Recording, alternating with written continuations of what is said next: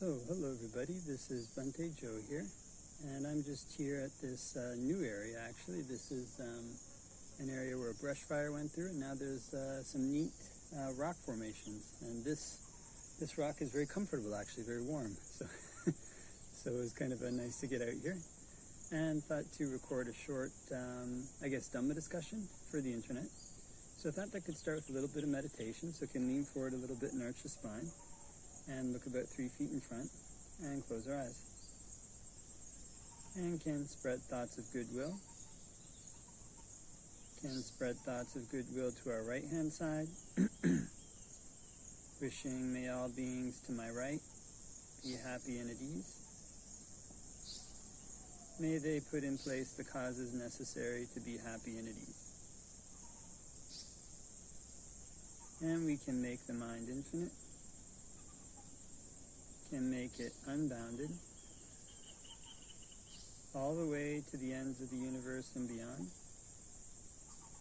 in every dimension. May all beings to my right be happy and at ease.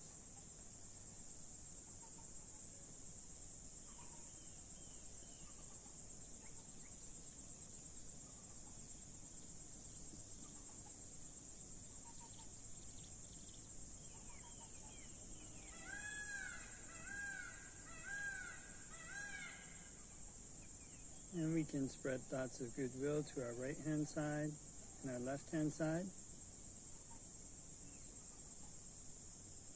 May all beings to my right and my left be happy and at ease. May they put in place the causes necessary to be happy and at ease. And we can make the mind infinite, can make it unbounded, all the way to the ends of the universe and beyond, in every dimension. May all beings to my right and my left be happy and at ease.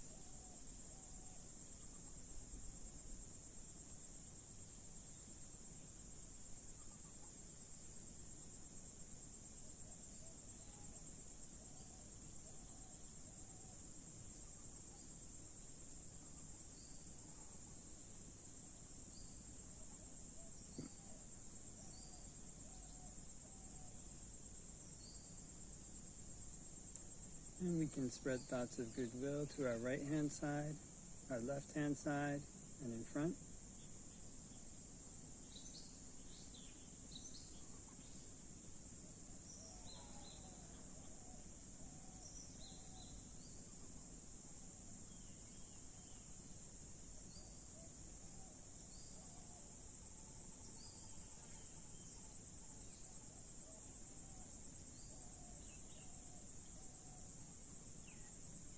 And we can spread thoughts of goodwill to our right hand side, our left hand side, in front, behind, in all 4 directions.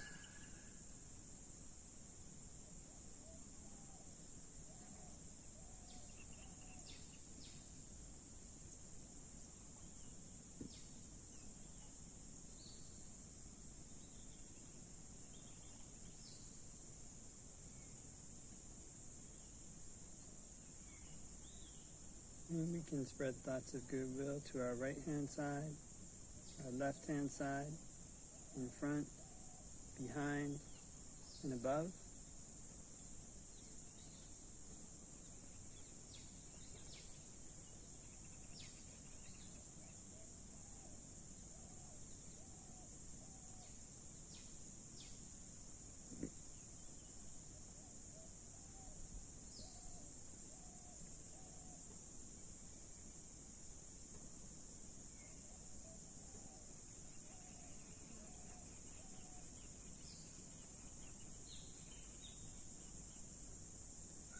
And we can spread thoughts of goodwill to our right hand side, our left hand side, in front, behind, above, below, all around in every direction, everywhere.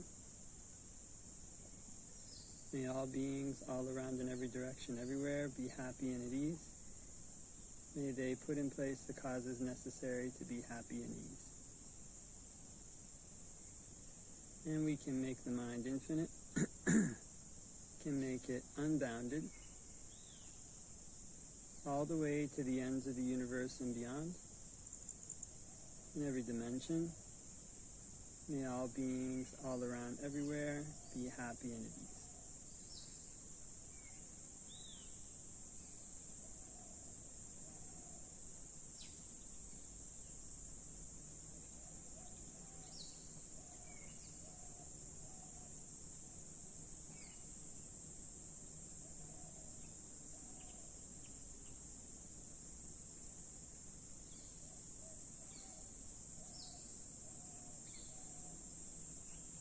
We can open our eyes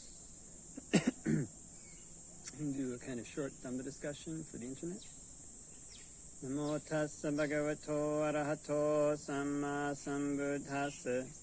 Namo tassa bhagavato arahato samma sambuddhassa. Namo tassa bhagavato arahato samma sambuddhassa. Buddhang saranang gacchami dhammang saranang gacchami, sanghang saranang gacchami. Ditiyampi buddhang saranang gacchami, ditiyampi dhammang saranang gacchami, ditiyampi sanghang saranang gacchami. Tatiyampi buddhang saranang gacchami, tatiyampi dhammang saranang gacchami, tatiyampi sanghang saranang gacchami. So I hope that everybody is having a great day, wherever they may be. And yeah, it's now the rainy season here in Sri Lanka. Yeah, it's been nice. The weathers have been getting filled. And this grass, although it was burnt maybe about a month or two ago, it's actually growing pretty fast. So things are growing quickly in the rain. And so was sent a kind of a request for a Dhamma talk topic by Visita at Buddhist Embassy, but figured it probably be fine, or probably just treat it as a question for the sake of a Dhamma discussion. And basically what he'd asked about, the topic he'd asked about was the path to true happiness, how to deal with fear, anxiety, and worry in COVID-19. So basically kind of a Dhamma, treat that as a maybe Dhamma discussion question, is how to deal with fear, anxiety, and worry in the time of COVID-19. And so I think even here in Sri Lanka, the coronavirus numbers have suddenly risen, and which is why these days I'm just going pindapat to 2 houses instead of wandering around the village. And I think most people many people are kind of restricting their normal activities so that they come in contact with people less, these kind of things. And I haven't been following the news in too many other places in the world, but from what I heard, it's kind of similar, many places in the world. There's a kind of second wave of coronavirus where there's a resurgence after an initial reduction in numbers. And so basically, as far as kind of fear, anxiety, and worry around coronavirus goes, coronavirus is I guess you'd say, the issue that we're dealing with right now, and it has its own particular characteristics.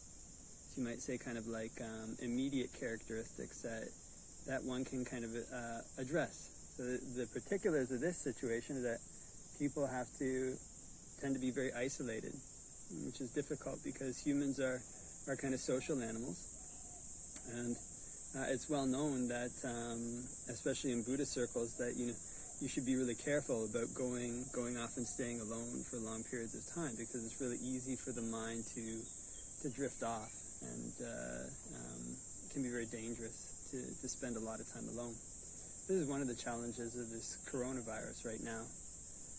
Another challenge is that it's kind of uncertain. This would probably be something that overlaps with a lot of other challenging times, like times of war. This kind of coronavirus is all these kind of very challenging times, sometimes very challenging because one doesn't know when they're going to end. It's not too certain when they're going to end or how they're going to end. Although, with this one, with coronavirus, it seems like probably within the next year or two that they may very well have a kind of working vaccine, which might bring the whole thing to an end very quickly. Once that's kind of out there and people have good access to it. So for coronavirus, I guess you'd say the small scale, like the immediate problems, there's kind of what you might call smaller scale issues about dealing with stress and anxiety in coronavirus. There's also what you might call like a larger scale issues, or there's maybe what you might call like proximate reasons, close reasons why one might get stressed and how to deal with that stress. But there's also more kind of root reasons, more base reasons, more fundamental reasons why one becomes stressed when there's a threat to one's kind of to one's body and to one's way of life.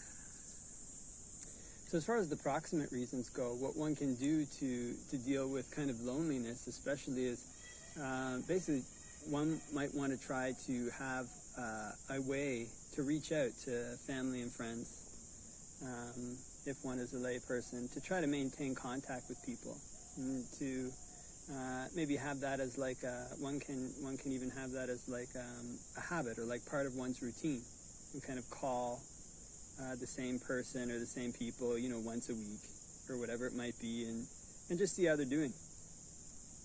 And when one does that, can also do it with this kind of intention.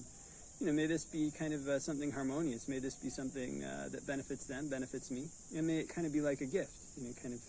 It's especially the case if one knows older people, and kind of people who are retired, maybe people who are, single or living alone. If one knows these people, one can kind of give them a call. Just give them a call up on a regular basis and touch base. And this is something that one can do that actually brightens one's mind. It helps that person to allay whatever loneliness there might be, or at least they know somebody's there, and if they need any help, they're there to help them. And also helps oneself, because one gets a chance to talk to somebody too, and one gets a chance to do a good deed. As far as feeling kind of anxiety with the COVID-19, especially, one can remind oneself of a bunch of different things. One is that although coronavirus is uncertain and has an uncertain end time, probably, it's not for sure, but likely, there's a lot of companies, a lot of different organizations who are trying to find a vaccine, and a lot of smart people, and it's likely that probably within the next 2 years they'll find something. And if they do, it could go down very quickly. It's not certain, but it's likely. And one can also compare this time in history to, say, other times in history that people have had to go through difficulties. World War II was a very, very difficult time, very uncertain time. And the ending was also very uncertain. And the ending of it could have gone quite bad. The same thing with, I think, even the Spanish flu. That ended up killing many, many people. And, there's times when people like in Europe, they had the plague. There's been other viruses like Ebola and all these different viruses that have actually been, the plague was quite a pandemic, but, they might be even seen as like more deadly, more scary for the people in those areas. It's not to downplay the danger of coronavirus, but just to say, for the sake of comparing, this is one thing that one can do for one's perception, is that, there's been other people in the past who've had to deal with difficult situations, and they've gotten through it. And I can also do that. I can also follow them. I can also follow their example. I can also walk in their footsteps and endure and get through this situation. This is not the worst it's ever been in human history, coronavirus. There's been worse times, and humanity still survived. People have survived. My forefathers, foremothers, and my relatives have survived, and I can survive this too. I can get through this too. One can learn to give oneself a little pep talk, comparing coronavirus to times in the past. And just kind of see this as, one can learn to see this as something that's not unusual, that's normal. Actually, this is the arising of kind of disease and pandemic is normal in human history. It tends to happen every so often that there's a disease that spreads around, and that's kind of part and parcel of living in the human world, or even the animal world. That happens to animals too, or even trees. You hear about these kind of like Dutch elm disease or something, these different diseases that these trees get, and so it's just part of it. So these are some of a couple of proximate, kind of like immediate things that one can do to reduce anxiety in the time of coronavirus. One is to try to reach out, be around, or reach out and help people who might be lonely. Try to develop a regular schedule of reaching out to people, and also to remind oneself, to compare one's situation to the situations in the past, and learn to give oneself a little pep talk to boost one's morale. Other people have been through worse situations; they've gotten through it. I can also get through this. This is something I can do. Then if one is alone as well, it's good to have a kind of a set routine. I mean, people are going to work, maybe going to work or different things, but it's good. That's one of the things that monks sometimes get taught is, if one is alone, that one should have a kind of routine that one does every day, without kind of varying it, so it becomes like a lifestyle. This can be very helpful to stop the mind from, careening all over the place, going to worry and anxiety. You kind of know what the next thing you have to do and the next thing you have to do, and the day just kind of goes by. Kind of a new day starts. And so those are a few proximate things. And there's other things, what you might call like ultimate things. So as far as kind of being afraid of the loss of one's life, being afraid of the loss of one's body, being afraid of the loss of one's family members, the loss of one's job, all these different things. What a lot of these things arise from, especially a fear of the loss of one's life, they can arise from a couple things. One is kind of one's attachment to one's own body. And one kind of regards the body as belonging to one. This kind of, this body is me, it's who I am, it belongs to me. This is also the same kind of attachment that can cause people to suffer a lot if they get old and age and these different things, because they're used to the body being a vehicle to get pleasant sense, to get things that one might like. You can use it to get chips and use the eyes to watch movies, use these different things. And so when there's a threat to that, it's a threat to one's happiness. It's the same thing with other things that coronavirus or even any other thing like that might threaten, like a war. It threatens kind of, of course one cares for one's family members, but it can threaten one's family members, and kind of, they could become sick, they could pass away. Of course one wants to try to help them. It's not to say that one becomes indifferent or anything like this, but this kind of threat that one feels to one's family members and one's friends, to these people, the various people in one's life that one doesn't want to suffer, the fear and anxiety that's associated with that can largely be based on this kind of, because these people give us joy, because these people give us happiness, because we have an attachment to these people. We want them to stay in our life. And again, this is not to say that we do want to chuck our, it's not to say kind of, become callous towards family members and friends and all these different people. But what it means is that the root cause of this is that one requires these things to be happy. It requires kind of family members, friends. And so actually one's relationship with them is kind of, is not necessarily purely based on the Dhamma. It's partially based on a need that one has to support oneself with the happiness that they give. And so the cure for these kind of things, the ultimate cure for this kind of anxiety, is to try to find a happiness inside oneself that doesn't depend on one's body, doesn't depend on one's family members, on one's job, doesn't depend on one's status in the community, to find a happiness that exists inside. And to learn to separate one's mind from these things that one cares about so much. They're actually the cause, they're the root of the suffering that comes when they're threatened with change. So the ultimate solution to these things is actually to walk on the Buddha's Noble Eightfold Path, to try to take up the Buddha's teachings, to try to find happiness inside that doesn't depend on these things. Because if one can learn to be happy alone with the minimum of requisites, if one can learn to be happy from practicing meditation, from generosity, from different things like this, then one gains the types of happiness that are more independent. Kind of the types of happiness that depend on status, the types of happiness that depend on having a really a close relationship with somebody or another person. Those kinds of happiness are very easy to threaten. The types of happiness that come from generosity, one can almost always give something away. Even if one has a little crumbs of food, one can throw it to the animals and wish, may you be happy. The types of happiness that come from meditation, those are something that's very difficult for other people to take away, because one always has one's breath, and even if one stops breathing, one also has other topics of meditation that one can use. The happiness that comes from virtue is also something that's very difficult for other people to take away. And they can even take away a person's life, but they can't force a person to break their virtue. So when these things become firm, when one's virtue becomes firm, when one's meditation becomes firm, when one's kind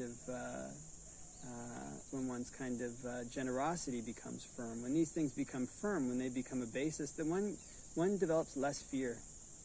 One has less fear over things like coronavirus, or over things like the ending of one's life, or the separation that one might experience from the people around one. It's because one doesn't depend on those things so much for happiness. So the ultimate goal, of course, is to separate one's mind entirely from those things. And this requires the development of dispassion for a person. One has to see the danger that comes from delight in things that don't belong to one, from delight in the body, from delight in external things, from delight in one's job, from delight in chocolate bars and chips. Again, not to say that one suddenly stops eating, but the delight and passion that one has towards these things is what causes the anxiety when they're under threat. That's the root of the anxiety that one might feel in a time of coronavirus, that one might feel in a time of war, that one might feel in a time of sickness. The root of it is craving. The root of it is this desire not to lose the things that are causing one to be happy. So the ultimate solution to all of this is to find a type of happiness that doesn't depend on conditions. And the path to that happiness leads through letting go of one's passion and delight for these things. And it's kind of a paradox, but that's where the Buddha's Noble Eightfold Path leads. So ultimately, if one wants to be free from anxiety, one also has to be free from craving. One also has to be free from what you might call love or clinging, and kind of this excessive delight, and this kind of attachment type delight to things. If one is free from those things, then the mind is in a position to find happiness that doesn't depend on them. And this is the ultimate way to reduce one's anxiety and fear, not just towards coronavirus, not just towards war, but towards aging, towards death. And that's where this whole cycle spins around, being happy and unhappy. It spins around being born and dying. One learns to eliminate even one's fear of death, even one's fear and anxiety related to anything at all. One can learn to find a freedom from these things, and that freedom is what the Buddha calls nibbana, which is the ultimate way to end anxiety and stress. Okay, so I think leave that for reflection, and hope that everybody has a great day wherever they might be, and wishing you all the best till next time.